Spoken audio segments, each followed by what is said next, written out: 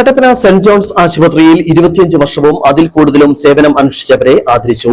വിവിധ ഡിപ്പാർട്ട്മെന്റുകളിലായി 25 വർഷം പൂർത്തിയാക്കിയ 10 പേർക്കാണ് ആശുപത്രി ഡയറക്ടർ പൊന്നാടയണിയിച്ച് മൊമന്റോ സമ്മാനിച്ചത്. കട്ടപ്പന സെന്റ് ജോൺസ് ഹോസ്പിറ്റൽ ഓഡിറ്റോറിയത്തിൽ ചേർന്ന അനുമോദന സമ്മേളനത്തിൽ ബ്രദർ ബൈജു വാലുപറമ്പിൽ അധ്യക്ഷനായിരുന്നു.